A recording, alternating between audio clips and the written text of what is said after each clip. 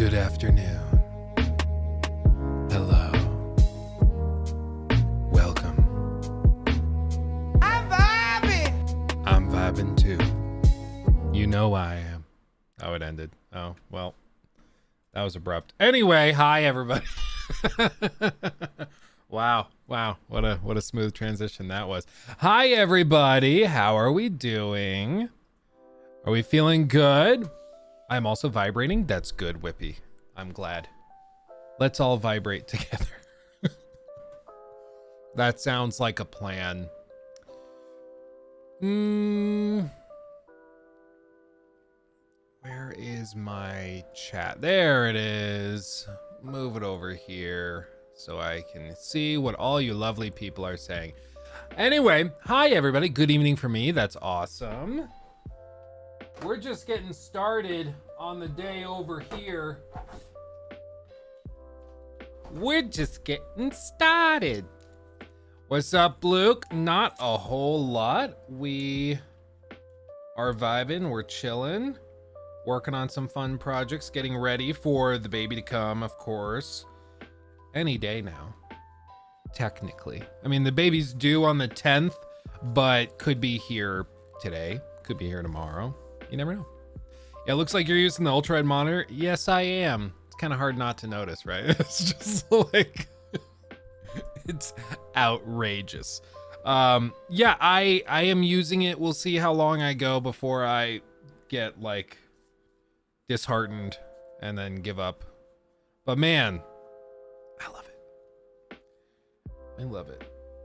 It feels so wrong to be gifted a very, very nice 45-inch OLED monitor from LG and then to use it as like a secondary display for chat and for YouTube. Like, it feels weird. It feels weird. But I mean, it makes it so when we're playing games, it's super cinematic and cool, but it also makes it so, you know, maybe it's less than practical in some cases. However, we are here now, and it's cool because I can have, like, right here, look at this. This is like humble brag moment, okay? I can go here, okay? So, ooh, it's just a regular window. Okay, well, look, this is what I actually see. So I can crop it to 16:9 just on the right side.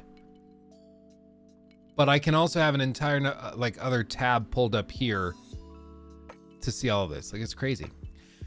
So I'm spoiled is what I'm saying. That's what I'm saying. There we go. Let me get chat on screen. Let's do that. Do. Okay, chat. And then copy and paste. There's a Finley cat hair on my keyboard. I don't know how. He's not allowed in here. Oh, something fun kind of happened. You want to see this? This was kind of fun. I came down to work yesterday at like 9 a.m. and I heard like a scratching outside the window. I was like, that's weird. And I looked out into the window well, because I'm in the basement, and there's just a bird chilling. Like, hey, I'm stuck. Can you please help? And so I went outside with a rake. I scooped him out, and he was able to escape and go live his life. His little life. But yeah, little bitty birdie fell in the window well, couldn't get out. I'm actually surprised that hasn't happened before, frankly. But what it initially was, though, is the AC unit that I have here it has like an exhaust tube that goes out, and you can, like, a little animal can get into the tube and hang out. So when I came down, I heard the scratching in the plastic tube, and then it got out, and I heard the tweet, and then I opened it and saw the bird. But I'm honestly shocked more animals haven't, like, tried to sneak in there. In the winter, I disconnected, of course. So in the summer, they don't have much of a reason to do it, but still. I told you guys the story about the owl, the baby owl that got caught in the like air vents when I worked as like a janitor of this like big church that was also an event venue. It was like a massive building, massive, and like 3 stories, and it was an old converted high school that was bought out by a church and then turned into a church. But basically, like in the sanctum, in the sanctuary, which they turned into that from a big like double wide gymnasium. So like you could have 2 basketball courts in this one room. There were big air vents in the top of it, of course, to distribute all the air. And one time in the winter, I showed up to work. I went in there and like there was this scratching in the steel vents above us. And this is like 30, 40 feet in the air. I mean, it's way up there because it's a huge room. And so we're like, it sounds like something's in the vents. And so we got out the biggest ladder we had. We went up there. My boss, Robert, he went up there and was looking at it. And they're like, yeah, so there's a baby owl in the vents. Like you could hear it, ooh, ooh, kind of doing the little bitty thing, jumping around, hopping around. And it was the middle of winter, so it was very cold. So he was like, Robert was like, yeah, it looks like they like burrowed in. They basically dug a hole through part of the roof to get in here because all of it was sealed, so this can't happen. But they dug into it overnight, and this little owl had broken in.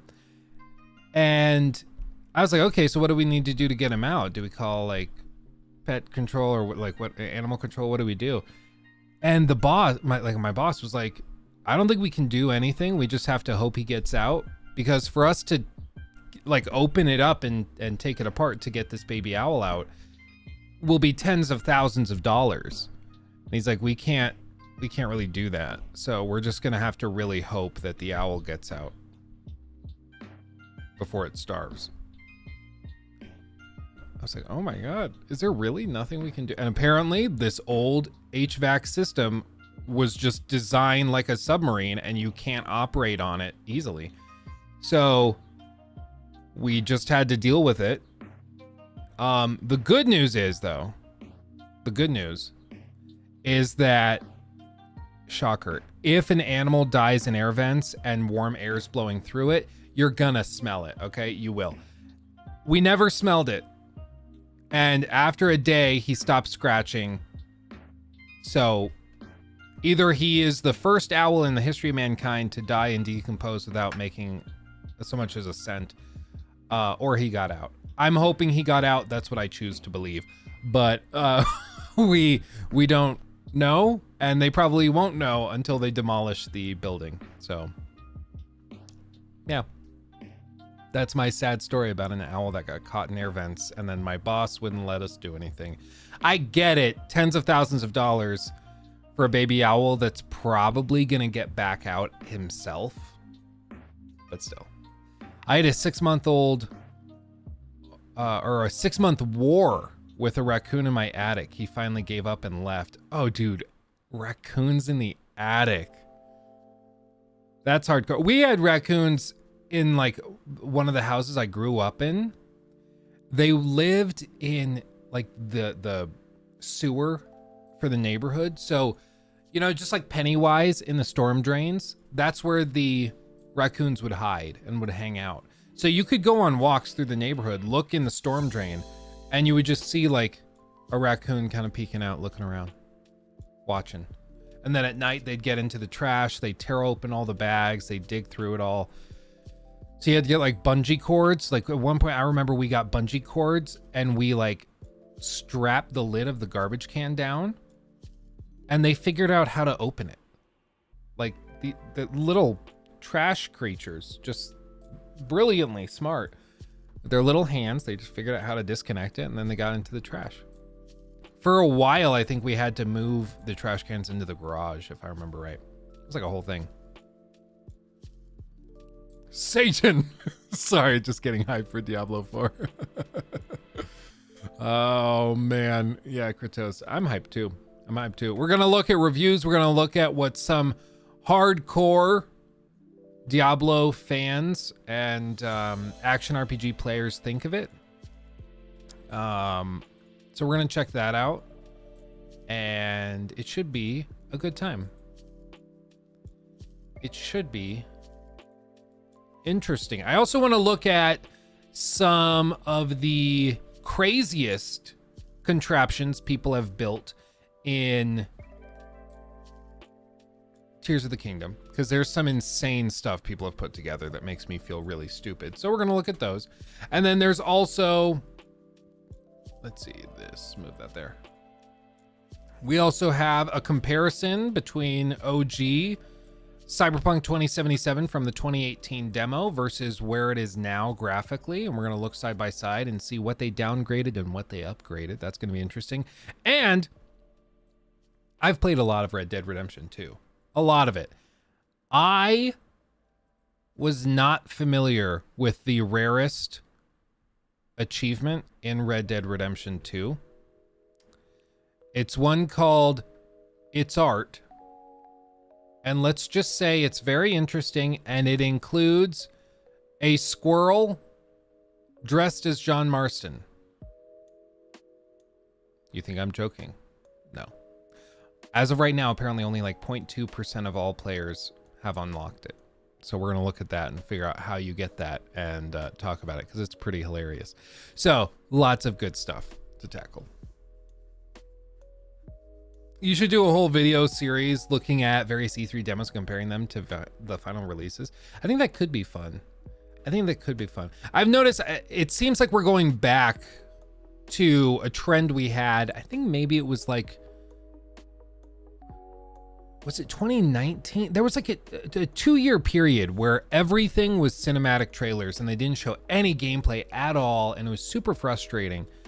And then they kind of got the wake up call and they started paying attention to like to the feedback and stuff, and then they started showing gameplay. But then it seems like we've leaned back into it, at least PlayStation has. Hopefully the Xbox showcase, they just come out swinging with gameplay. By the way, there was also something put out, let me pull that up. There was also something put out by Xbox's marketing team that was very, very suspicious.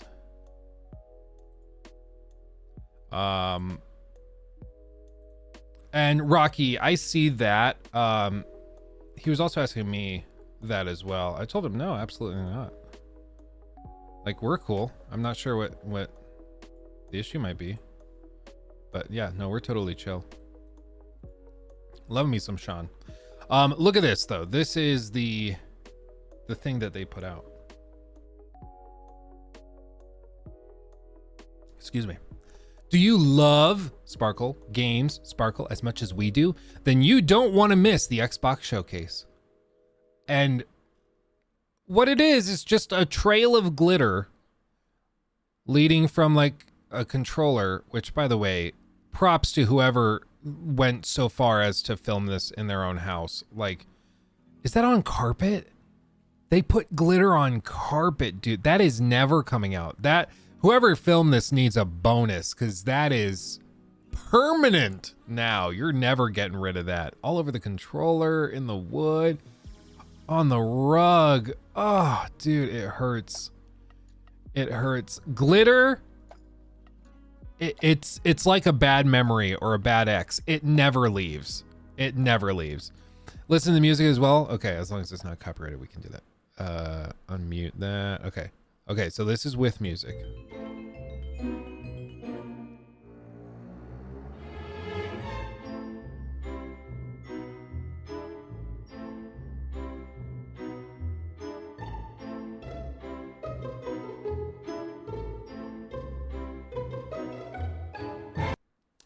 Now, the reason everybody is like, oh, so, is because that's gotta be Fable. Like, come on. There's no way that is anything but Fable. And Fable, I will remind you, had one of the best like cinematic trailers ever. I love this trailer to this day. Let me see if I can pull it up for you real quick. I don't know if you guys ever saw this, but like this was goated. Like this is amazing. I don't know, this is really bad capture. Where is Fable 3 trailer? Fable 3 chicken. I think this is it. Fable has always had the best trailers. The age of industry has come to Albion.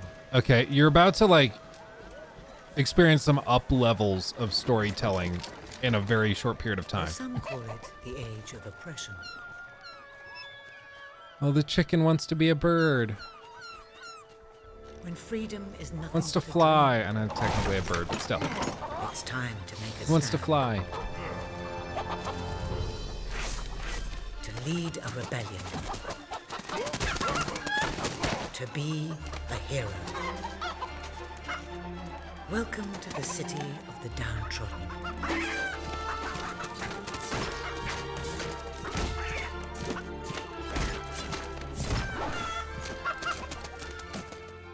Where those who dare to speak out are punished. And those who dare to hope find nothing to hope for.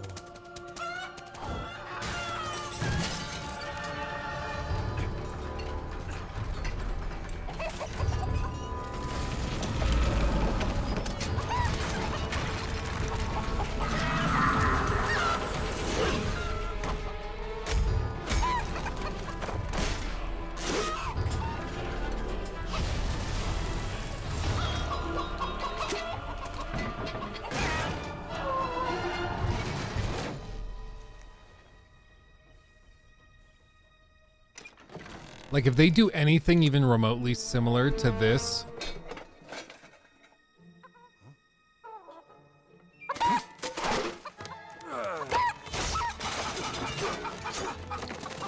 you just want him to get away. Rebels fight against all odds. True rebels never give up.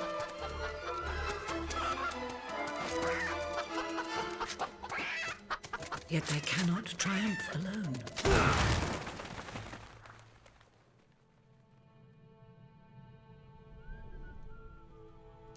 The uprising has begun. But who will lead the revolution?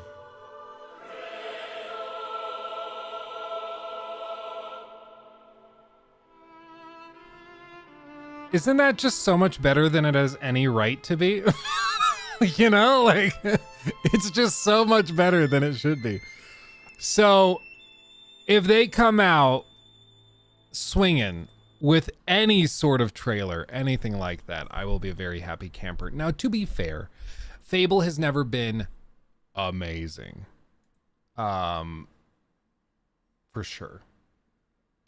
But it's good fun. It's mindless fun. And frankly, coming from, I think it's the Forza team, it could be very interesting to see a fresh perspective. It could be really, really weird. Take that back. I'll fight you. I'm telling you what, I love me some Fable. It's like the combat in Fable 3, for example, pure button mash madness, but it's still fun. You know, it's one of those 8 out of 10s that if it clicks with you, feels like a 10 out of 10. And you're like, yeah, this isn't great, but I'm just loving it, you know? It's one of those. Let's see.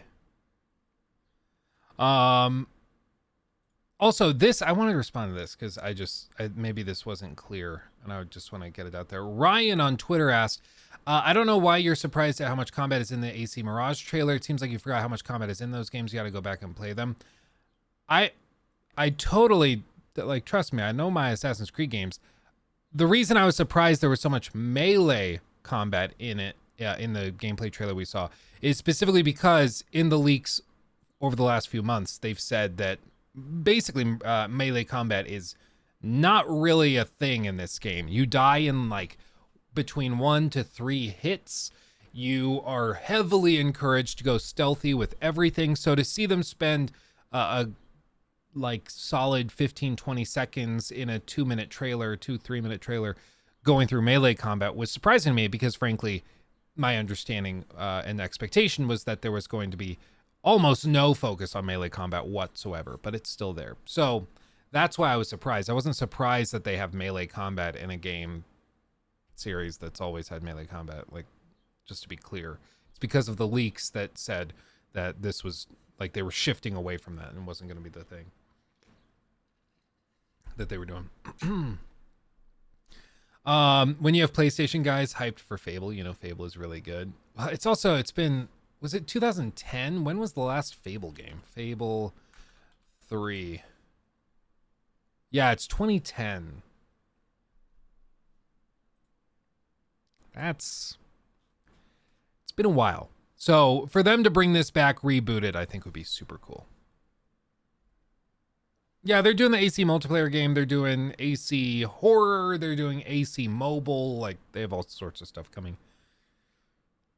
For sure. So all dog Sony for CGI trailers, but chronically mid Fable gets a pass if it's just a CGI trailer. No, Matt, that is fair. I do think we will see gameplay, especially if they're showing out, or they're coming out and showing like an extensive preview, or not preview, like hinting heavily that it's going to be there. I think that they probably have something to show, especially because it's been a while since Fable. Was Fable Legends the last thing that people saw, or did they show off a trailer since then with like the frog? Fable trailer. Let me just look that up. It was the Fable 4 release trailer. And it was just this. This was the reboot. Fable Legends was canceled. The world is filled with perfect harmony.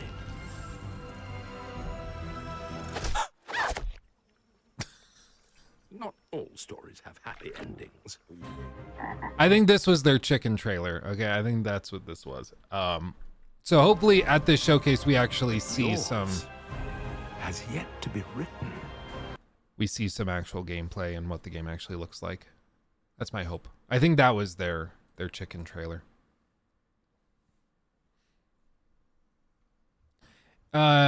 Is Fable an RPG? It's like, I don't know. It was like, I mean, yeah, you can play a role, you can make decisions that change stuff, but it's not quite on the level that you might expect or think if you imagine like, oh, RPG, it's an RPG. It's not really like that.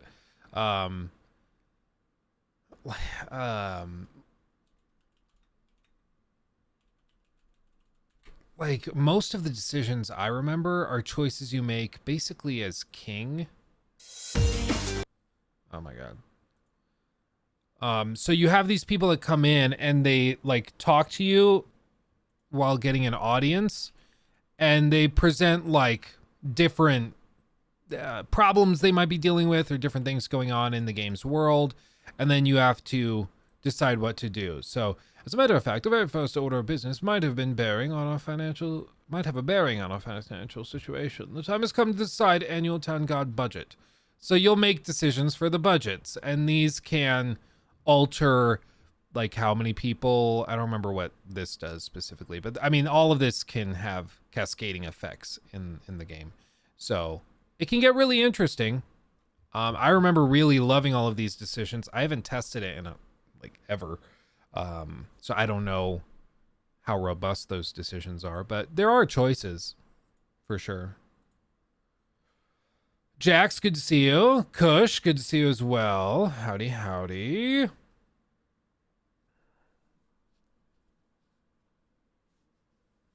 Let's see. Let's see. Chat is broken again. Mods can't do shit, so no timing people out or deleting messages. Oh, love that. Yay, YouTube, breaking again. You gotta love it. You gotta love it. Sabliz, I think, maybe Sables, I don't know. Hi, this is the first time I caught you online. Discovered your videos recently, found them very interesting. You always have excellent points for discussion and reflection. Oh, I appreciate you. Thank you, my friend. Thank you. Glad to have you. They showed a little title splash a few years ago. Yeah, that's what this was.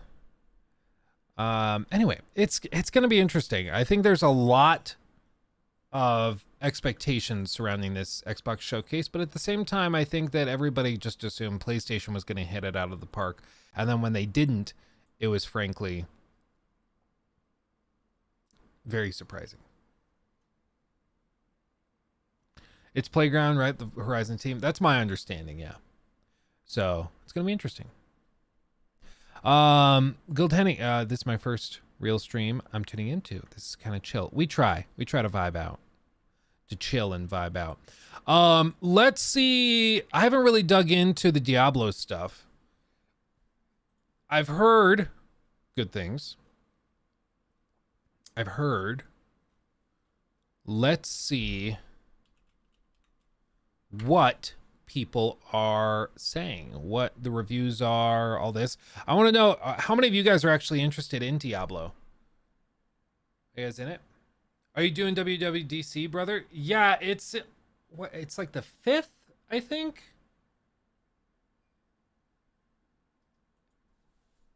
WWDC. Yeah, Monday, June 5th.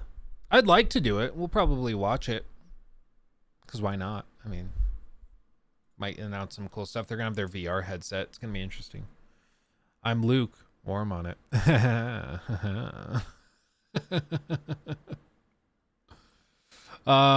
Let's see what the one and only stellar review site IGN had to say.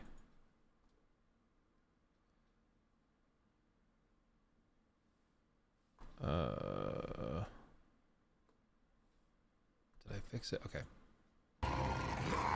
Like seeing your favorite band play their greatest hit live, Diablo 4 is completely awesome to behold, even when you know exactly how the song's going to go. It may not try to push the boundaries of ARPGs, but the tweaks, improvements, and borrowed ideas it does introduce have made this the best Diablo's ever been. I guess I should clarify where I'm starting from. So I have played a chunk of Diablo 3. I'm by no means like a hardcore player, even of these types of games usually. My experience with them usually is to play them with friends, maybe put in 50 to 100 hours, but I'm not putting thousands in, okay, just to be completely transparent. A lot of people are very concerned with the end game. End game for me in games like this is actually not like where I'm most interested, because usually by the time I get over 100 hours, I'm playing a game just for enjoyment. And because I have to play so many games for the channel and for reviews and stuff, I usually struggle to find games that I can really pour that much time into. So if it hooks me, it's going to be the one game for like a 2-3 year period that I'm pouring that much time into. I'm not the type of person to play like, oh yeah, I've put 3,000 hours into Path of Exile, and then 4,000 into Diablo 3, and then Diablo 4, I just hit 2,000 hours. I'm not going to be that kind of guy. So I guess you could consider me a more casual player of these types of games. However, when I tried the Diablo 4 beta, I thought it was fire. I thought it was actually pretty cool. And frankly, I've heard a bunch of like discourse online of people being like, oh, it's not that good. Oh, it's too heavily monetized. There was also a lot of other people. I saw, we'll maybe pull it up. Force Gaming, he put out his review and immediately like 500 dislikes on the video. Like a mob of people came in to dislike it because he liked the game. Like there are, for some reason, Diablo 4 haters who just are like, oh, it's not real Diablo. It's not like the old stuff for some reason. I don't understand it. If somebody in chat could explain to me why some people are are hating on it, I would greatly appreciate it because I have no idea. I honestly don't understand it. And I even tried to look it up. I was like, what are people's problems with it? Am I missing something? Why do people not like it? And I haven't been able to figure it out. So I don't know if it's just people hating and poo-pooing on it for fun or what. There's a bunch of idiots on Reddit somewhere with a mission to poo-poo on the game because they wanted it to be more like Diablo 2. I guess help me understand, what is the difference between this and Diablo 2? Because again, I've never played Diablo 2 and never played Diablo 1. I'm not hardcore into action RPGs like this. So I'm not sure what that means. Do they mean just more complicated, more hardcore? Maybe. I guess. Some people just don't like Blizzard. I guess that would make sense. It just blows my mind how people can have so much free time to not just like be fans of stuff, but to be like committed haters of stuff. Like they don't play Diablo 4, but they're going to go around and click on all the video reviews for the game and just downvote and leave nasty comments. It's amazing to me. Like, do you seriously have nothing else to do with your life? Like, it's honest. And I'm saying this as a gaming YouTuber, okay? Like, a lot of people probably would say the same thing about me and what I spend my time doing. But still, goddamn, that should tell you. Scared Senseless, thank you for becoming a member, by the way. Also, everybody, members only streams. We're back doing them. My plan is to do another one tomorrow. So if you are not a member, consider joining, because you can join our members only streams, which are much more chill, where we get to just kind of hang out, relax, not worry about being so strict on the schedule and stuff. Get to tell you some stories that I might not feel comfortable telling on regular streams. It's just a good time, you know? It's a really good time. Man, I don't have time to get all my work done, let alone be a hater. That's what I'm saying. That's what I'm saying. This is my first Diablo. I played both betas and loved it. The crossplay and co-op really sold me and my pals. Very excited to jump in. Yeah, Dean, totally agree. I thoroughly enjoyed it. What's the appeal behind Diablo games anyway? I tried playing Diablo 3 for a bit, but couldn't get myself into it. Found it really repetitive. Am I missing something? No, it is repetitive. It is an action RPG through and through. The way it's been described to me, my buddy Kayla, my best bud from high school, who just had his baby, by the way. His wife had you get what I mean. Crispy, by the way, thank you for becoming a member. Boom. He told me when I was like, I don't know if I want to get into Diablo 3 in the lead up to Diablo 4. And he was like, you got to understand, man, these games are just about making numbers bigger. And that's what makes them fun. He's like, you start dealing 4 damage in a hit. And by the time you have 100 hours in, you're dealing 32,000 damage per hit. And after another 100 hours or another 1,000 hours, you're dealing hundreds of thousands of damage per hit. He's like, the number gets bigger, and that's what makes it fun, is eventually it just gets crazy. And you get all the gold stuff, and everything's lined up perfectly, and it just looks great. And, you know, you have the max rolls, because some items, what they call rolls are basically like if you have an item that's level 100, say, which is, I believe, max level, as is. But if you have a level 100 item and then you that spawned while exploring the world or defeating a boss or something, it has a roll, so it randomly selects between a certain range of possible values for its like potency, if it has an effect on it, for its DPS, for its armor, whatever it is. And so if you're the type of person who likes action RPGs, you're going to be the one that's constantly trying to upgrade it, get the better and better stuff, grind it up, try to get better and better rolls. Hello? You know, there's just some people where that is all they need. Hi! Can you say hello, everybody? Hi, bye. Hi, everybody. How you doing? Good, we're gonna go to a store with fishies. Oh, you gonna go to the fishy store? Awesome. Fish. How you doing? Oh, can you say something to everybody? Can you say hello, everybody? Hi, bye.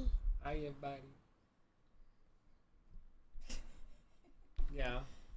Do you want to say Hi, bye. hi, everybody? Sit up, say hi to everybody. La la.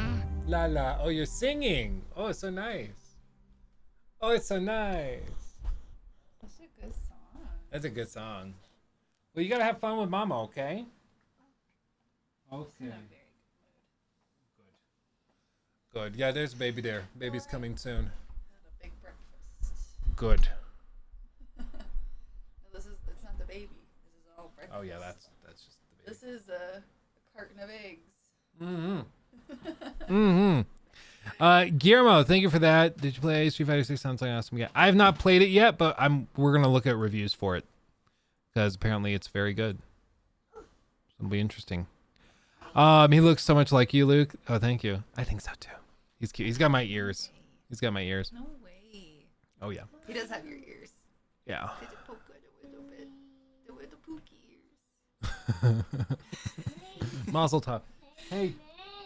Oh, you looking at the Legos? It's a Yeah. boat. Boat. Sail Having a across good the time. ocean. Well, you have to have fun at the fish store. This is his way of being like, leave. I'm just like, we're on the roll. We're feeling good. We're getting, chipping along. Leave. Goodbye, wife. Tree. Can you show everybody your tree? And then we're gonna go bye-bye. Show everybody your tree. It's a Lego tree. Yo. Here you go. Okay.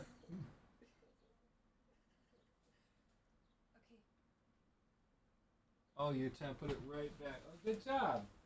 Hey, Daddy help. I know, it's so... Tree. Okay, hey, Lockie. It's like, we put it back. Get the other one.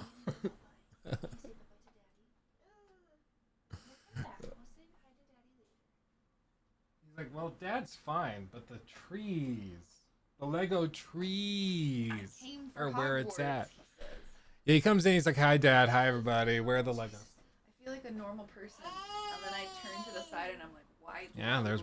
there's a baby in there. There's a baby. Alright, come on, Lachlan James. We're not taking the Titanic sign. Can you say bye-bye, everybody?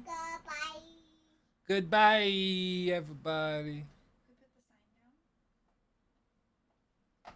Oh, Great good job. Okay, we're gonna go upstairs. Can I have Knuckles? We've been working on this. Thumbs up. Can you give Daddy a thumb? No, not the sword. He's like, Not the sword. Okay. I'll see you later, dudes. Say love you. Love you. Bye bye. Watch your toes.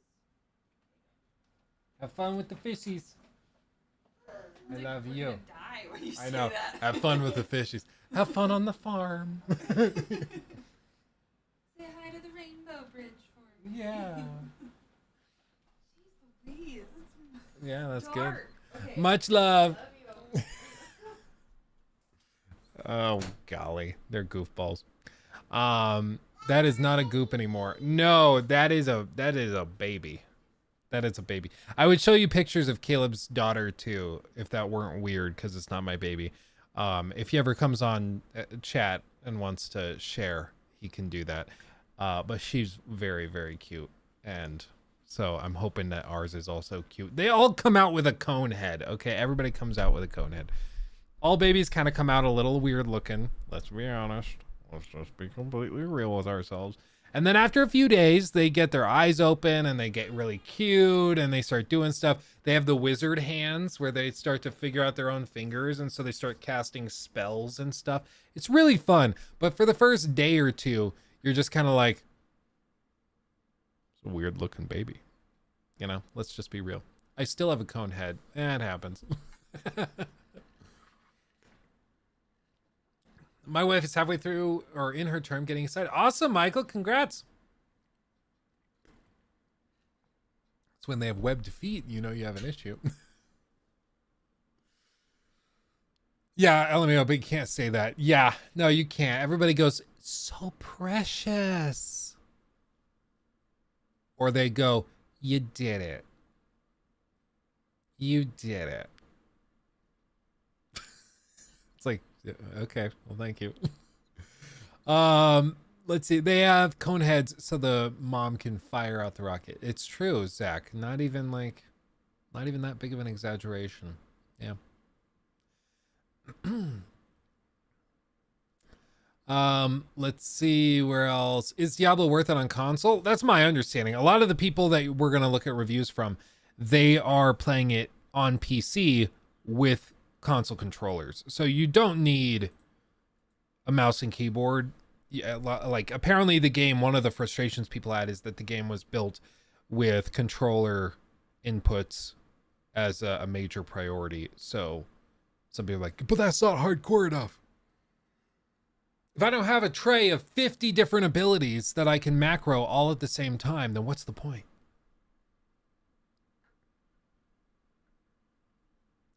Yeah, baby Annex hit different when you have your own. Oh yeah. Oh yeah. No, I asked Caleb, I was like, so he just had his first baby. And I asked him, what does it feel like now? Like, does it feel real? Does it feel like you're full daddy-o?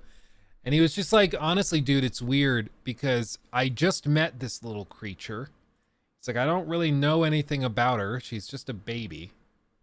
But I would literally do anything for her. And I cannot stop thinking about her at every moment of every day. And I'm like, yeah, that's basically parenthood. Like, you'll be sitting on the crapper trying to do your business. And you're just like, what are we going to have for dinner? Oh, Locke loves French fries.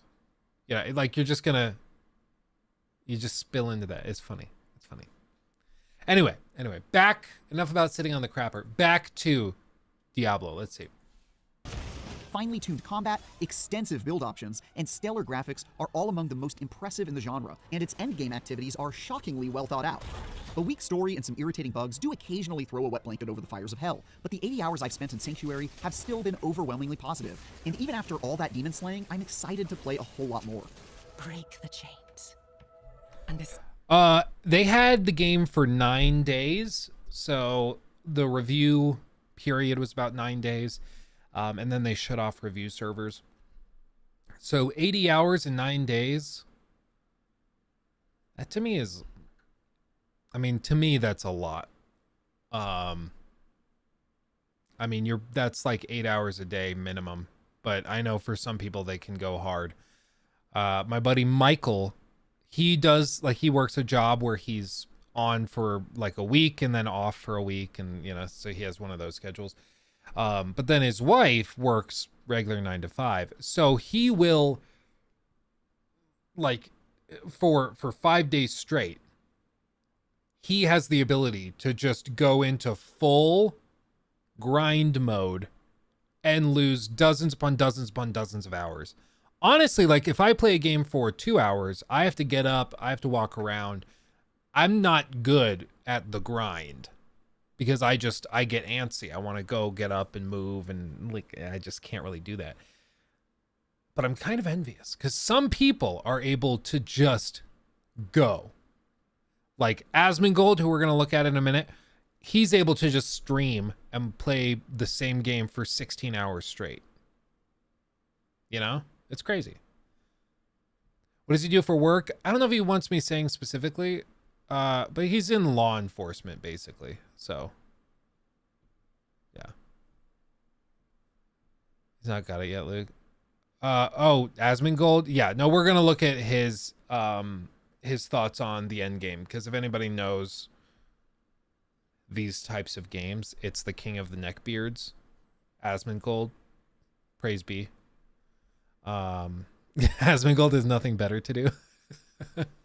I mean, honestly, though, like, this is my job. If I wanted to, like, I could justify to myself playing 12 hours of Tears of the Kingdom straight. I could justify playing 10 hours straight of Diablo 4 for a review or something. I could justify it, and it's like, yeah, no, it's for work. This is what I'm doing. I'll get the video out. We'll make money from the video, so this is part of it. We'll stream it, so I'll hopefully make some money through that. But that's what we do. However, my brain doesn't let me do it. The one time when I can is when I have one of those like good old Colorado Rocky Mountain High edibles. And those things, like the kind that just make you feel like you weigh 1,000 pounds and you just melt into your chair. So like I still have the mental thing where I'm antsy and I want to get up and I want to move, But I'm like, but my body now weighs 6,000 pounds. I don't know if I'm going to be able to stand up properly. So I guess I should just stay here. That's the one exception. Drugs? Will someone please think of the children? Well, exactly. Well, and that's the other piece is like, you can't really do that now when you have kids. Because if something happens and it's like, okay, we got to go. We got to like take Lockie to the ER. He slipped and cracked his head open or something. If something happens, you can't be high just like, you can't. You have to be ready all the time, especially with a new baby on the way too. I mean, you've got to be doubly ready to go at any moment. So, it's not that practical anymore, you know. As a dad, as a DILF, you can't be fried. You got to be ready to go. It is like a major pet peeve of mine when somebody has like little kids and they're high all the time. I cannot stand it. I find it so despicable. But that's a issue for another day. Who you were meant to be. Break the chains. Diablo 4 largely succeeds at modernizing the depths of hell enough to finally match its more recent ARPG peers, like Path of Exile or Lost Ark. You and up to 3 friends are once again sent on an endless string of exciting dungeon crawls where mastering your abilities and optimizing your DPS are generally more important than an engaging story or explaining the insane diarrhea of flickering lights that currently occupies the screen. Running dungeons once again captures that enjoyable, compelling loop of killing hordes of enemies, completing objectives, and downing bosses, and doing side quests to learn more about the world's lore is usually a very good time too. I don't know what... Did he say what he was playing this on? I thought this was on PC. Reviewed on Xbox Series X. Okay, he's playing this on console. Because it looks... I think it's also how he encoded. Like, I don't know what this bitrate is. But I also have the NVIDIA... like, control panel thing turned on. I have the AI 40 series, whatever, upscaling tech turned on. Video image setting. Yeah, super resolution. I turned that on, which usually helps. But in this case, I think it might just be making it look muddy. Let me try turning it off. And then we'll just refresh. It's like 225. It's a little bit. It's just, he didn't encode it very well. It's just super grainy. I don't know. Yeah, even with the video on max resolution, he rendered it at 1080-60. Or recorded it at 1080-60. I don't know. Okay. Pet peeve of mine. We live in 2023, guys. We're in the future. We can record at 4K. I know. I get it. It's annoying. It's tough. It takes more file sizes. I understand. But people are watching YouTube on their 75-inch TVs, on their super high-resolution phones. People have monitors that are huge. Like, this looks like donkey tits, okay? This is just not it. Yeah, L encoding.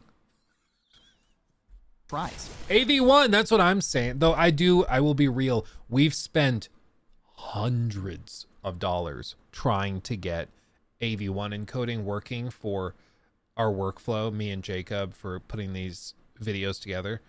And it is, frankly, very... I don't even know how to phrase it. It's just, it's an awesome technology. It's amazing.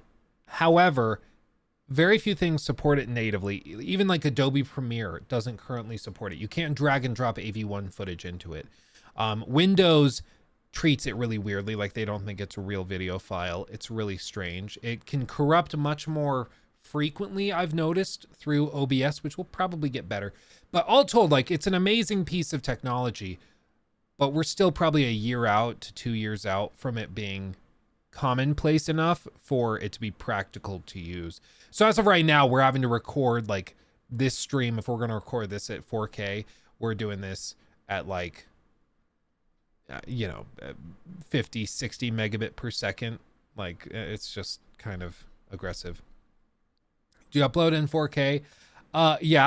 Yeah, we do. Occasionally for videos that have really quick turnaround time. So if it's like we're playing the game at 10 p.m., we want the video to go up at 10 a.m. For that, just to speed things up, we'll export it at 1080p because it'll slash encoding times. If there's glitches or any rendering issues, it's really quick to redo it. So sometimes we'll swap to 1080 for like ultra emergencies or for quick turnaround time stuff, but usually we try to do 4K.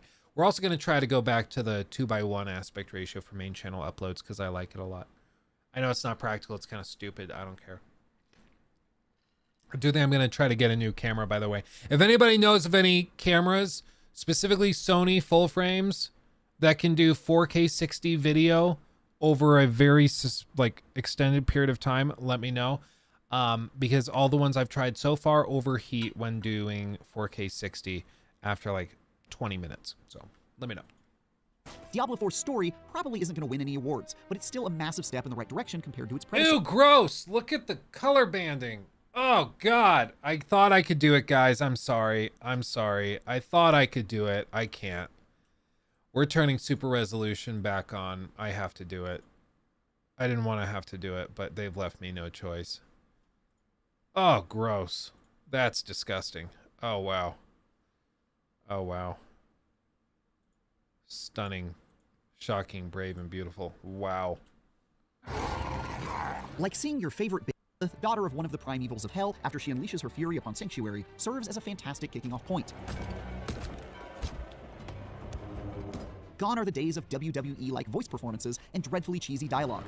Maybe that's why people are upset. People miss the WWE dialogue. People are like, oh, I liked it when it was cringy.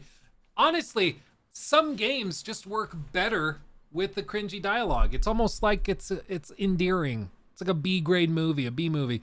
It's bad, but it's so bad it's good, you know? Resident Evil. Oh, multiple people are saying Resident Evil. Watch out, Crimson might be in here. Crimson might flip. Unless Crimson agrees that it's bad voice I don't know. Like the UFO game, the voice acting was so funny. Yeah, like it's not great voice acting, but it's almost like quirky enough that it's okay, you know? It's weird. I agree. Sorry, but Sony's not good in their battery heat management. Canada have a major issue. Panasonic is most stable.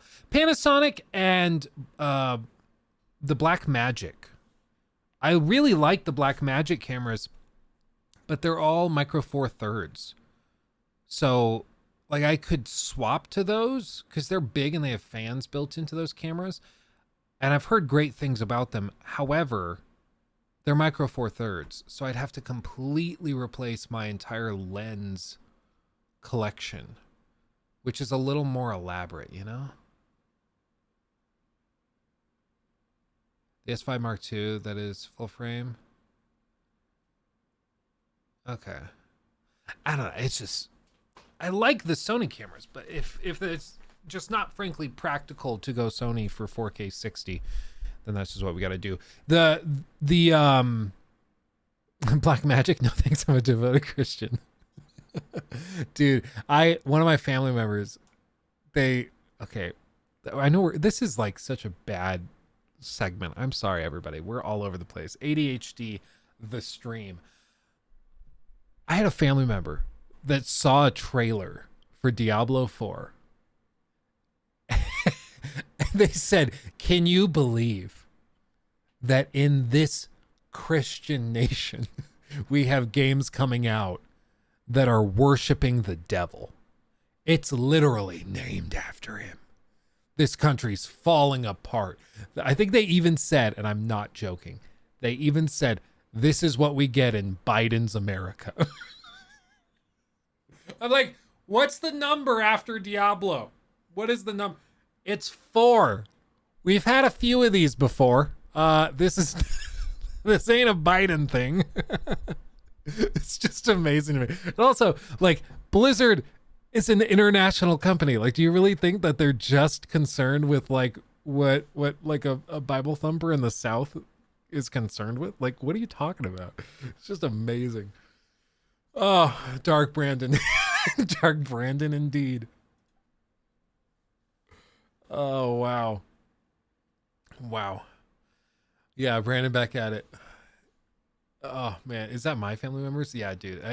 I wish I were joking, but it's just like at this point I can't tell when they're joking or not, but unfortunately I also know that they're not joking. Like if it was something I saw online, I would think that it was a joke. But now if it comes from those family members, I'm like, yeah, well, there you go.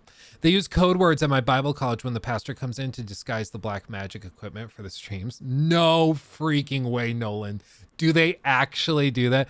Where's the BM camera? Do they have to do that? Because they would, like, he'd be upset if he found out they were called black magic cameras. Are you kidding? Yes, this was an older family member. Yes. Yes. Indeed. That's amazing, though, having to change the name. Because for those of you not aware, I mean, not everybody is a camera person, and that's totally fine. But black magic cameras, just so you know what we're talking about, black magic cameras are awesome. And this is what they look like. I mean, they're just cameras. They're literally just cameras. These guys also make DaVinci Resolve and all that. And so they're just cameras. This is the one we were looking at getting, like the studio camera. But they're called Black Magics. It is so funny to me that you might have to like change or have a code name because the pastor might get upset. Wow. That's tremendous. That's fantastic. I don't even know what to do with that. Okay. Oh man. Yeah, it has goat blood in it. That's how they get it going. Man. Yeah, this is what we were going to try to use for the studio. I tried to set these up for a little while. We just have to get new lenses for them, which is less than ideal. But they're, compared to the Sonys, they're really easy to use.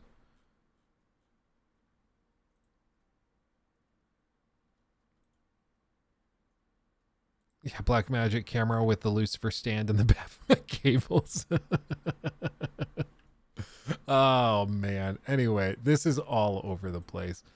Okay, well let's try shifting because the IGN one is apparently not captivating me. So let's shift and let's check out what Asmongold said about it and what he's been thinking.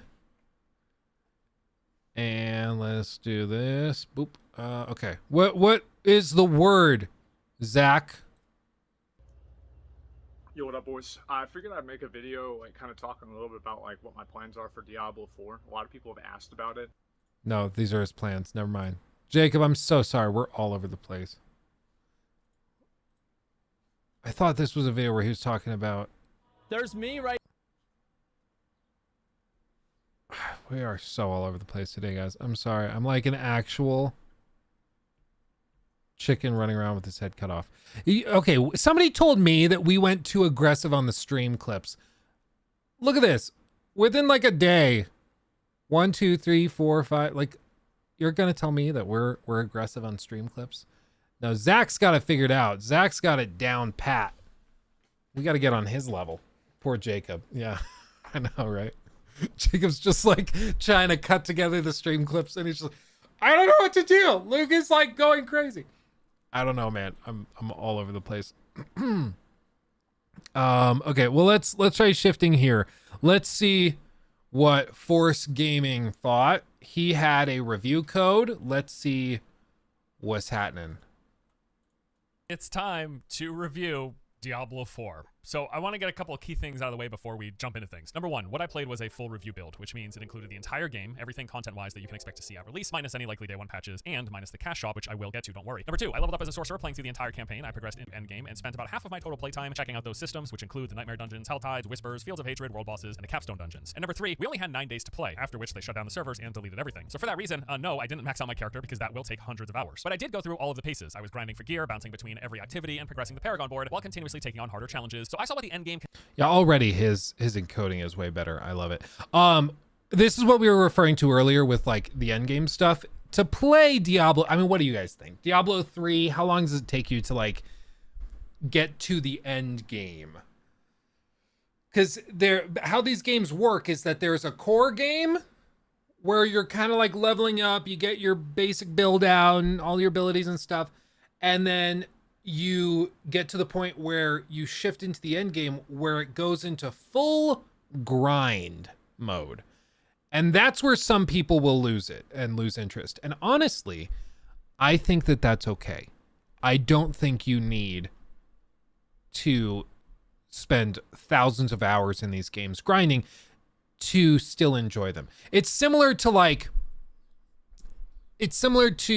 Monster Hunter. I don't know if any of you guys are like hardcore into Monster Hunter, but in Monster Hunter, you can play through the campaign and hunt all of the big monsters and do all the bits and bops, all of the master, missions and stuff, and high rank stuff. And then you shift into an end game mode where you can go back through and basically repeat all of those hunts, but you're hunting for gems now, and you're hunting for the crafting materials to get all of the armor that you are wanting, the different armor sets to min-max your build and all of this.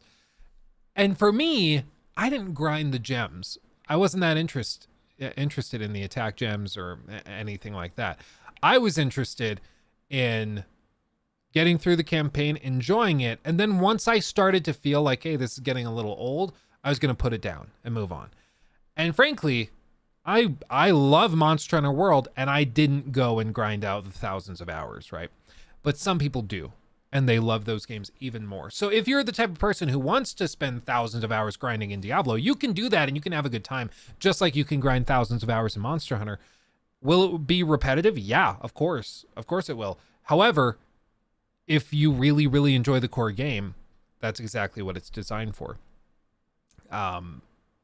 But if you can spend 60 hours, like some people are saying in chat, like for Diablo 3 Modern, about 60 hours to reach the end game, then like if you're good after 60 hours and you want to just put the game down, 60 hours is a good amount of time. Maybe you do that. Maybe you reach 60 hours, you max level your character, and you're like, I want to try a necromancer build, and you swap and you try that, and it's almost like a whole new game with a different character, all different abilities, and you can shift all that through. So you could realistically spend hundreds and hundreds of hours playing something like Diablo 3 or probably Diablo 4, just swapping out character builds and stuff, without having to engage with the end game. So don't assume that these games are going to be just one big end game, one massive grind. They're all a little grindy at their core, because that's just what ARPGs are. However, it doesn't have to be that grind fest if you don't want it to be. You can still get a ton of mileage out of these games without doing that.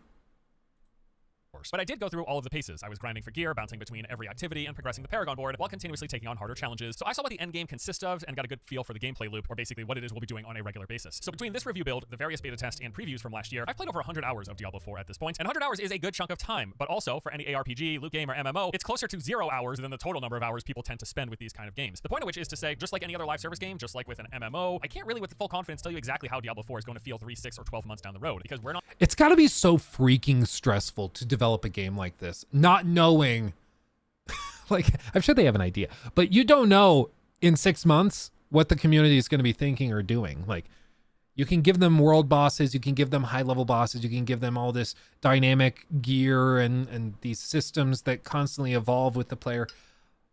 But really, after somebody spent 1,000 hours in your game, they probably know it just as well as the devs do. I mean, come on. If you've never read some of these like online forum posts, 3 build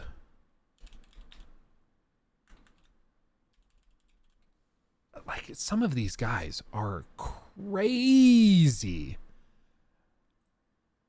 Like, there are wild amounts of math, of like calculations, spreadsheets and stuff that go into this. Let me see if I can find, I saw one that was an actual Excel spreadsheet that was crazy. Oh, this might be it. Look at this. Boop, boop, share screen. There we go.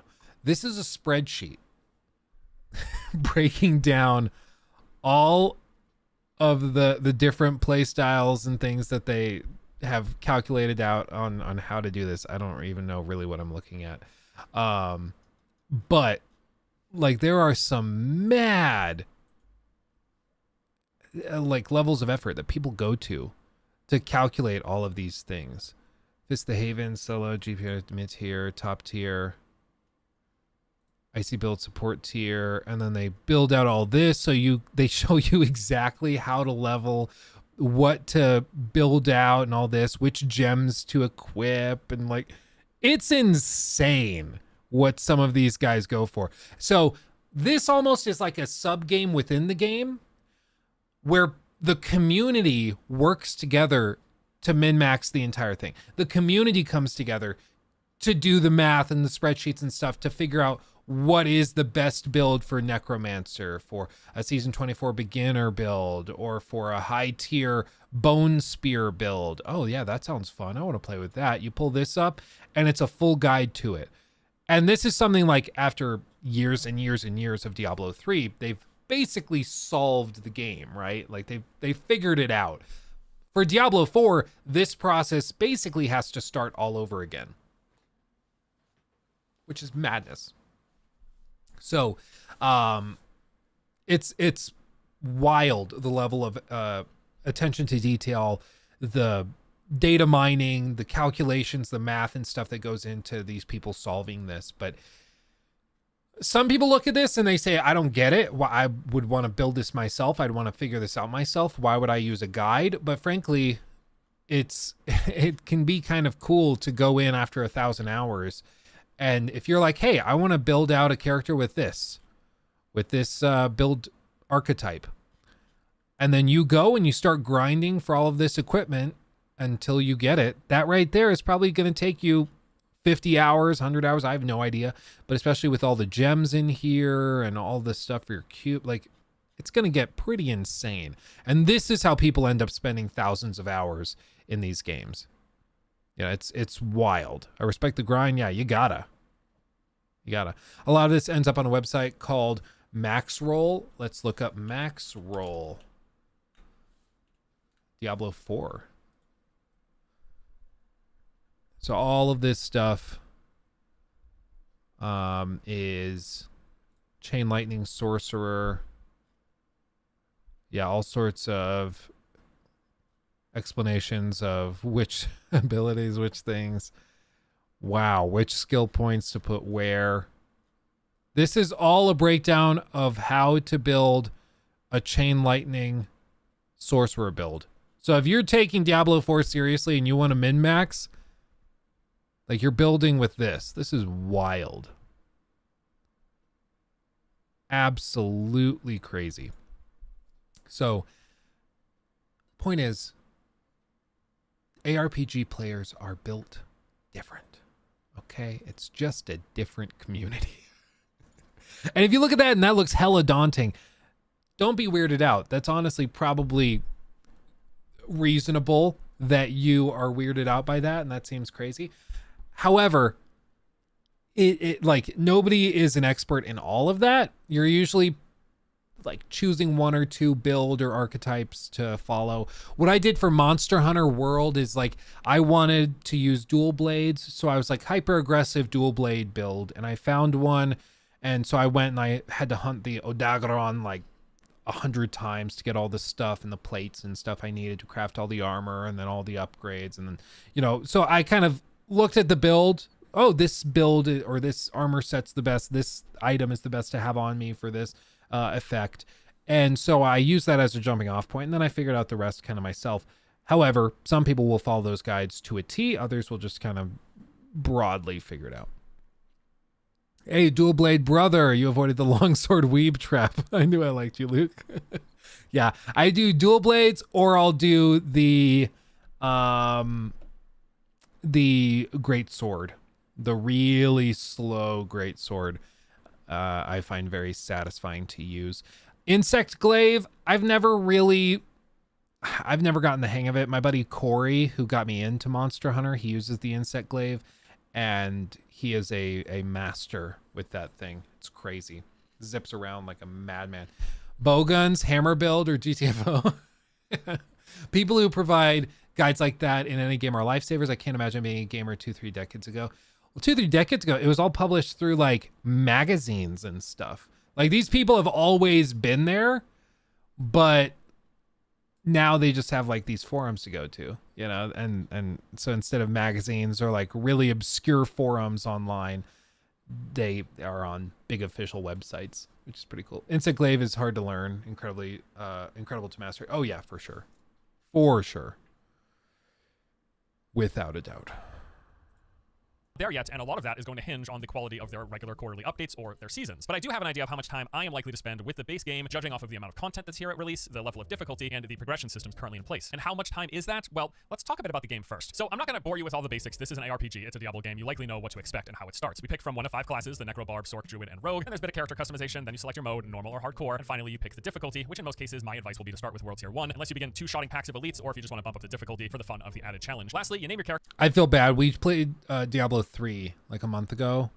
We loaded up, me and my college roommates from back in the day, and Caleb, the same Caleb that just had his baby. He joined us, and we decided to play like hardcore, where if you don't know what that is, basically your hero will die permanently if they die. You'll lose all progress, they're gone. He died in like 20 minutes. And then we're like, it's okay, you'll catch up real quick. Just come with us, and then you'll get the passive XP and stuff. Came with us. We go into the next, like, dungeon. Start fighting the boss. 45 minutes goes by. He dies again. And then we play for another hour, and then he dies again. I felt bad. He just kept dying, so he kept resetting while we're getting level 10, level 20, level 30. Like, we started really making progress. I don't think we got to level 30. It was like maybe 20, but he just kept dying. And then, like, so he couldn't fight. He would get one-shotted by everything we were fighting. And so he had to just come into the rooms with us and stand in the back corner to get the passive XP for basically participating. And so the poor guy is just like running around following us, praying to God he doesn't get hit by some passive ranged attack or something. I felt a little bad. A little bad. But, I mean, to be honest, it's part of the game. It's part of the game. What are you going to do? What are you going to do? But I think it's because he plays usually tanks. And I think he didn't have the character built out in the exact right way. So when he went in and just started eating damage, he got smushed. And then after that, once you're under leveled, you can't tank anymore. That's not how tanking works. So he kept trying to tank after being under leveled, and then kept dying and kept dying and kept dying. And then eventually he just got so out of his league that he just couldn't keep up with the enemies that were coming at him. So I felt bad, but what are you going to do? Like, we would have had to all restart effectively to fix it, you know? It's not practical.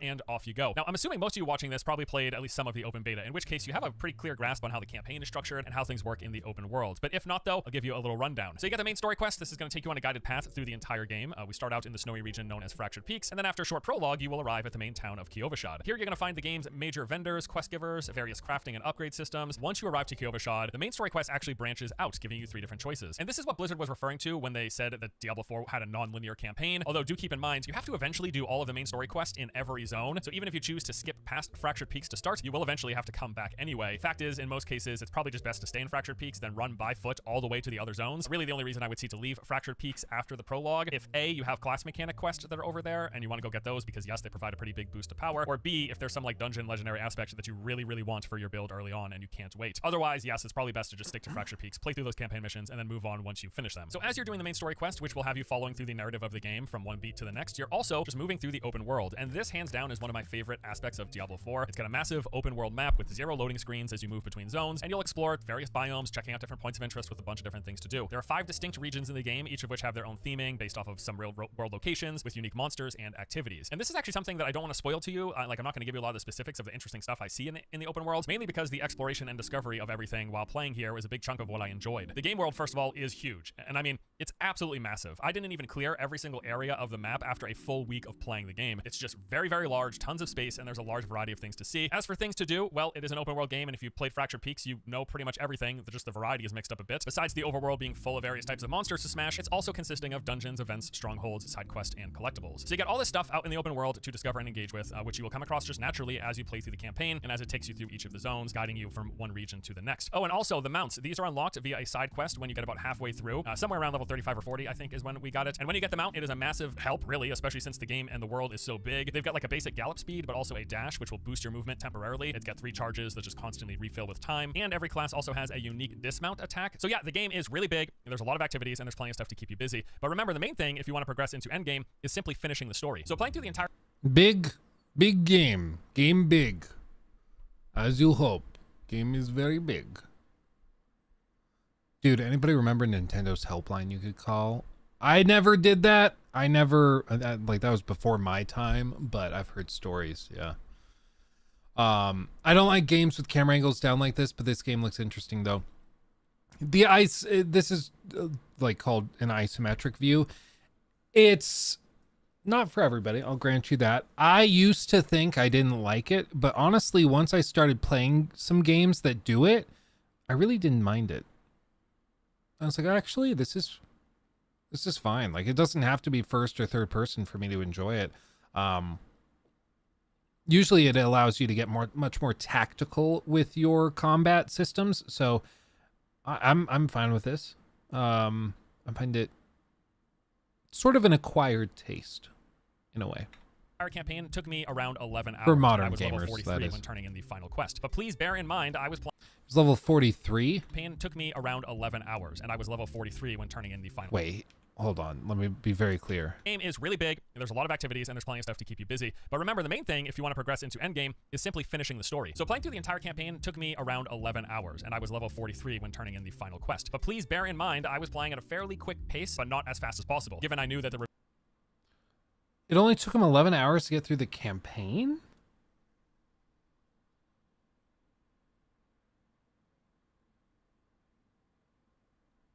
Oh, he was on WT1. That's true. I mean, I guess it's again, it's not like that we're saying, yeah, there's only 11 hours of content in the game. Like, that's just to get through the campaign, storylines, cutscenes, and stuff that leads you into the end game. But still. window was limited and I only had so much time to play. I was just mostly interested in getting to endgame quickly just for the sake of seeing it and learning about it and checking out the different systems. So that said, between the campaign and exploration of this huge open world with all the stuff we talked about, I could see it taking many more hours to complete. Like, I could easily see people spending 30, 40, or even 50 hours just doing open world stuff in addition as they're moving throughout the campaign. That is certainly possible. But on the flip side, I could also see people finishing the campaign in way fewer than 11 hours because I wasn't exactly beelining it. I did spend some time doing some side stuff, doing some dungeons, exploration, public events, things like that. So how long it takes you to go through the campaign is totally just going to depend on your playstyle because the campaign is weaved into the open world, and as we touched on, there is a lot to the open world. I mean, honestly, you could play for 100+ hours before you finish the campaign if you're just also doing all the open world stuff as you move throughout. But once you finish a campaign, it's time for endgame, and this is where, as ARPG and MMO players would say, this is where the real game begins, right? So the first system that you're introduced. I mean, I guess it's kind of similar to like Breath of the Wild or Tears of the Kingdom, where you can go and engage with the end game or the end boss whenever you want. It's up to you. But still, like 11 hours seems short. Especially just because I would assume the main story takes you all over the map. And so I'm baffled that with the world as big as it is, it only takes you 11 hours to get through it. But anyway, I don't know.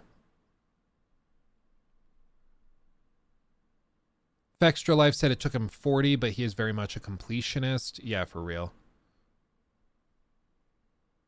The sacrifice he's making by rushing a game to 11 hours is his gear will be mid.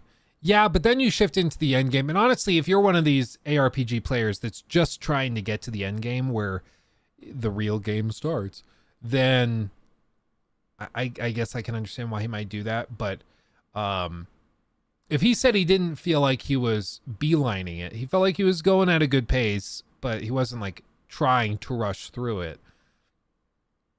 11 hours is pretty short. That means that probably some people can get through the main story in like 5 hours. I mean, that's kind of crazy. Once you get to Shattered Peaks Once you get to Shattered Peaks, though, you get 2 main quests at the same time at opposite sides of the map. So it loads up the progression quest pretty quickly from what I could tell. Okay.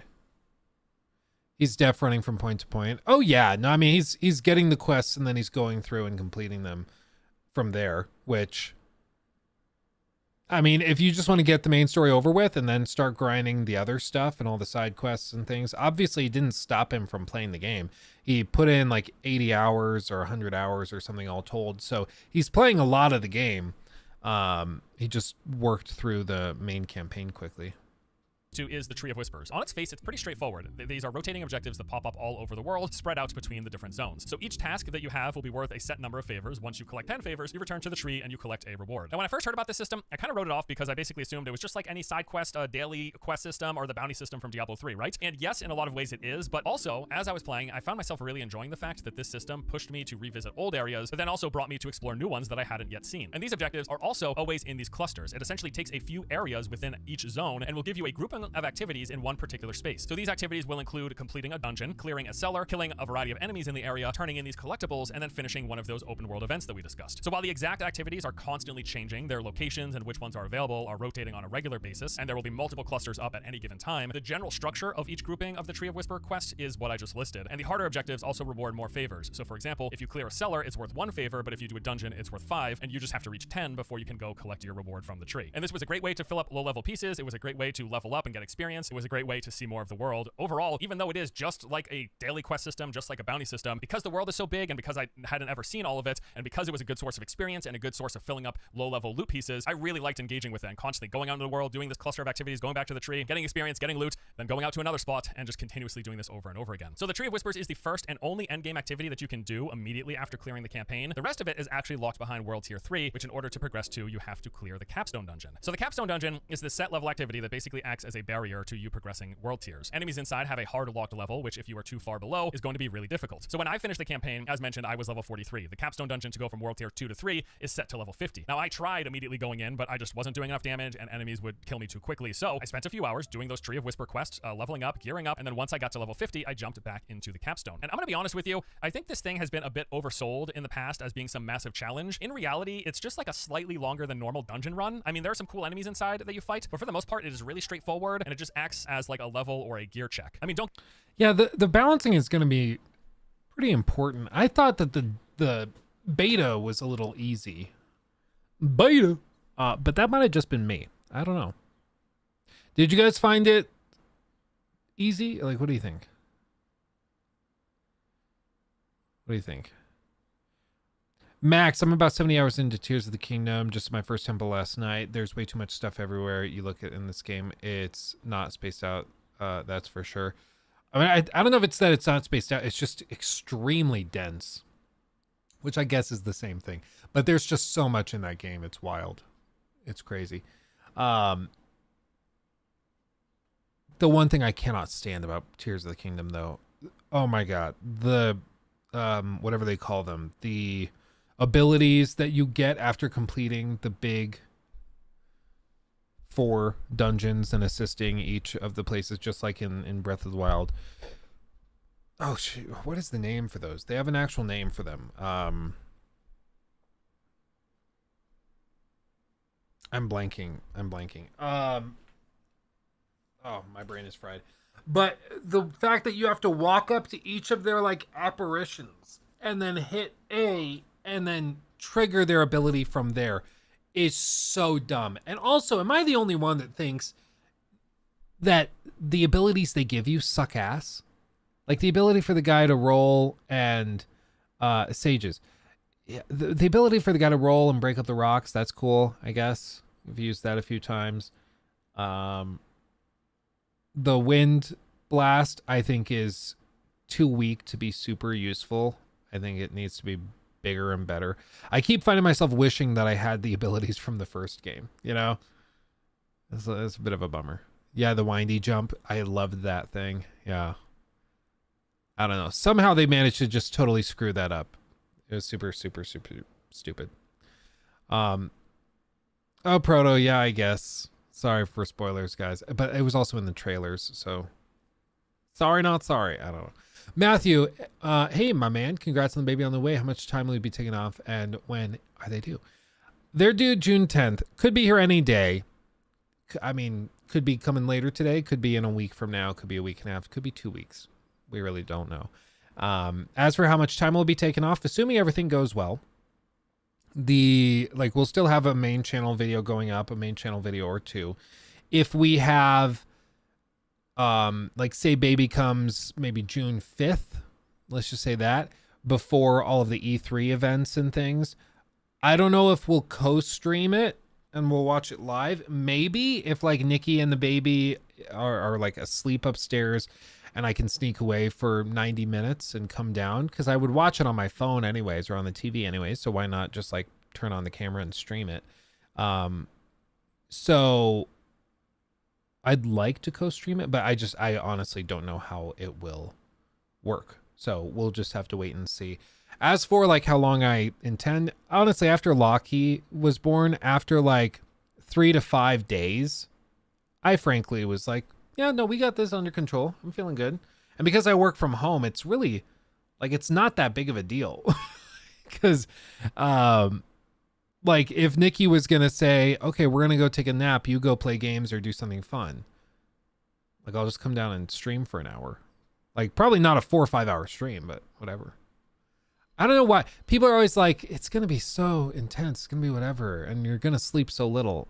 I'm like, I'm going to be real, guys.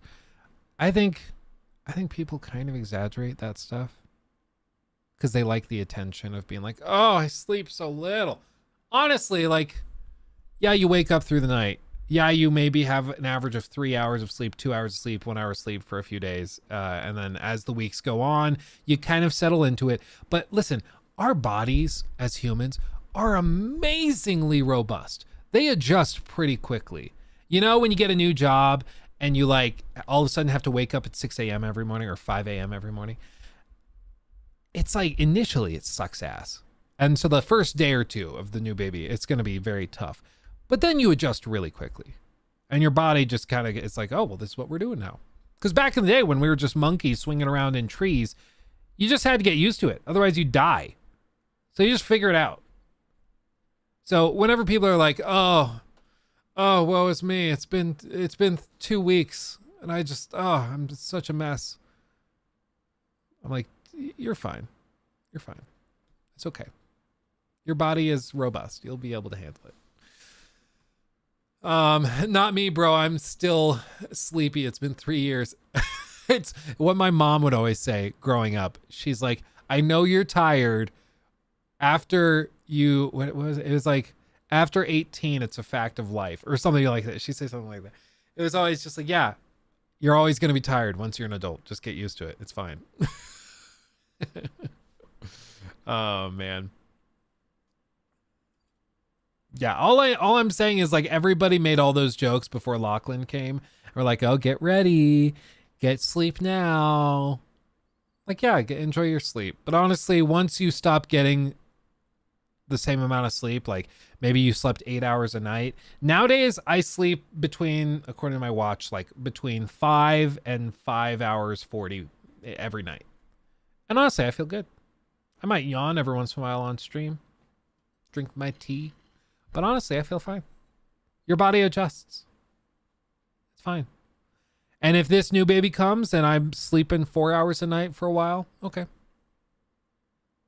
Figure it out. Life is too short to be that upset about something as stupid as sleep.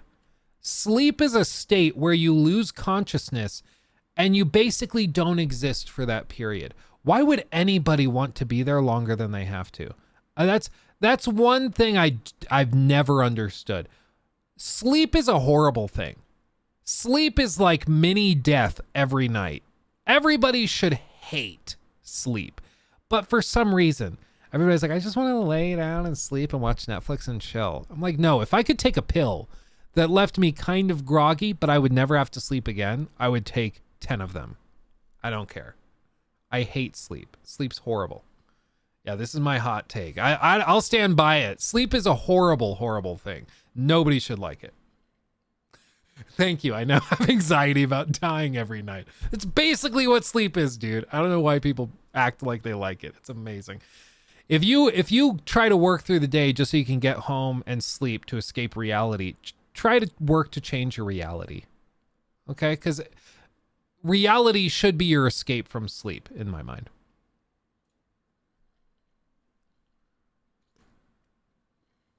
Anyway, back to video games. Don't get me wrong, it was like somewhat difficult at times, but there really weren't any interesting surprises or real new mechanics that I noticed compared to any other dungeon run in the game. Just kind of some like tough grouping of enemies at times. Although the boss fight was really cool, like a lot of the other boss fights in Diablo 4. I really enjoyed it. I'll definitely give them that. Speaking of which, I know I haven't really discussed boss fights thus far. For one, we're not going to be revealing them for spoiler's sake, like the names of the campaign bosses. But I will tell you this much: the big ones that are in the campaign, as well as the boss in the capstone dungeon, I thought they were pretty good, really interesting, both in the boss design and mechanic design departments. I just thought many of these were interesting, cool encounters that I really liked. Okay, so once you finish the World Tier 2 capstone dungeon, you then unlock access to World Tier 3, and with that, you gain access to the rest of the endgame. And that is including the Nightmare Dungeons and Hell Tides, as well as when you're introduced to the champion monsters, which add an extra level of challenge with their new affixes and resistances. And this is when you're going to start seeing sacred and unique items dropping. So sacred items are just like higher item level versions of everything below legendary, whereas the unique items are altogether different. These will drop with set in stone stat types and affixes, which will just change depending on the item level that they drop at. And some of these uniques come with really cool abilities. For example, I found the Ice Heart Pants, which made it so that enemies who died while frozen would have up to a 20% chance to unleash a new Frost Nova, which... Ice Frost Pants. Don't you just love ARPGs? This is one of the great things about these games, though, is just being able to get that one piece of loot and then get giddy with excitement when you realize, oh, this is crazy. Enemies that die while frozen have an 11 to a 20% chance to unleash a Frost Nova. You just get giddy with excitement. Oh, man. Chris, thank you for that. Are you going to cover Final Fantasy 16? I'd like to be able to. Yeah. I would like to. I don't know like how big it's going to be. I don't know what, like, if the audience is going to be interested in it. I honestly have no idea. But I'm interested. I'm very much interested. So I think it looks awesome. Let's look at the monetization real quick, and then we can shift. Currency that you can buy ranges from costing up to $2 to up to $100. From $2 to $10, every $1 equals 100 currency. And then once you reach that $25 bundle, that's when they start adding those bonus free currencies in addition to the $2,500 that you would have got otherwise. And the point of this, of course, is to try to incentivize you to pony up to spend for that $100 bundle, as that is the one that gives the greatest amount of free currency, or the best value, as it is often called in these cash shops. So the cosmetics that we saw ranged in price from $13 for this Dress to Kill Rogue set, all the way up to $28 for the Wraith Lord Necro set, and $28 appears to be the highest, most expensive cosmetic set that I saw in at least what they showed us. I can understand why people are like kind of upset about the in-game shop and the monetization and stuff, but honestly, as long as it's cosmetic, it's only visual, it doesn't offer gameplay boosts or perks, I'm not that opposed to it. I know $28 in a $70 game for a skin seems certainly outrageous, but the age-old adage it certainly holds true here. If you don't like it, don't buy it.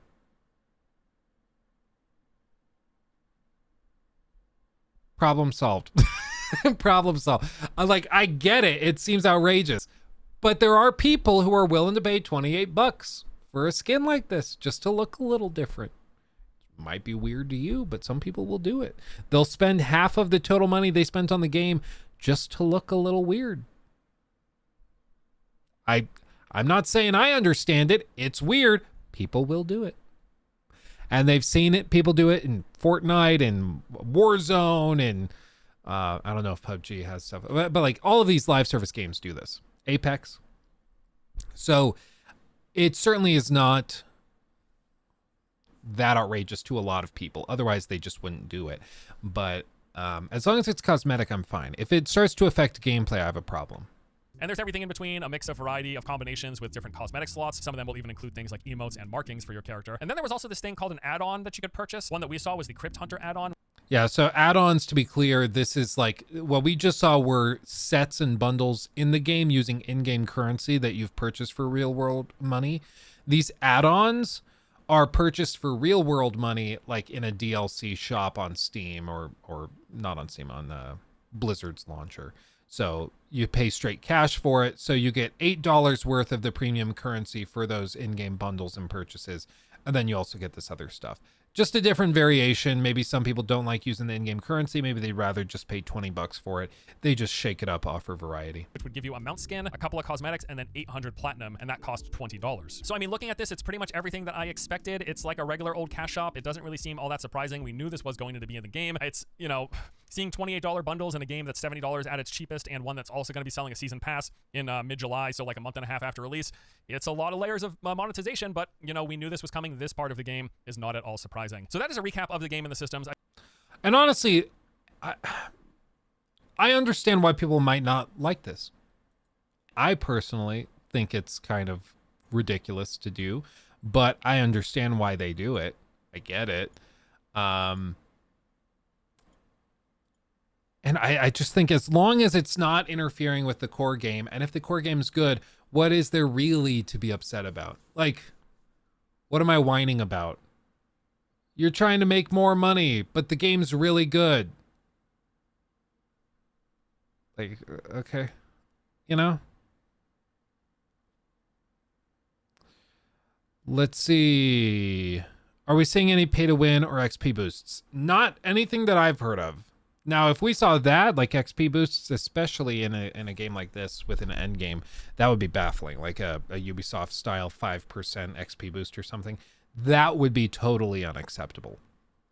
And my hope is that, and I'm sure, people would like explode if they saw that. Oh yeah, by the way, everybody, Richard's right. Everybody like the stream. 141 likes. We just passed 400 people in here. We can do better. We can do it. But as of right now, there's nothing like that in the game. Hopefully it stays that way, but we shall see. Yeah, I would not be surprised if they sneak that in after launch. You never know. You never know. World Renowned, we are just about to shift.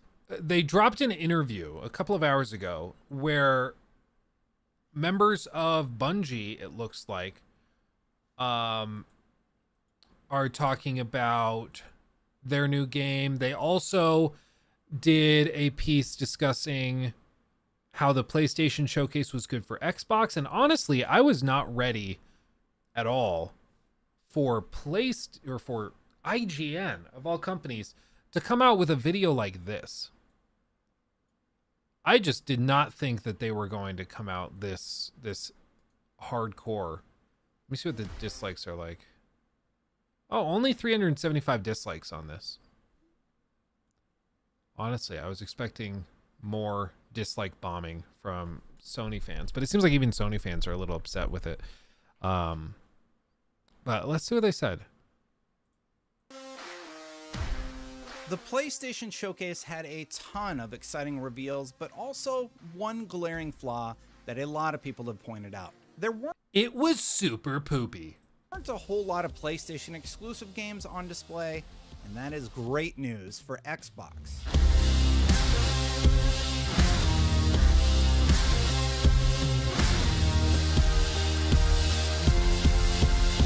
The general consensus about the PlayStation Showcase...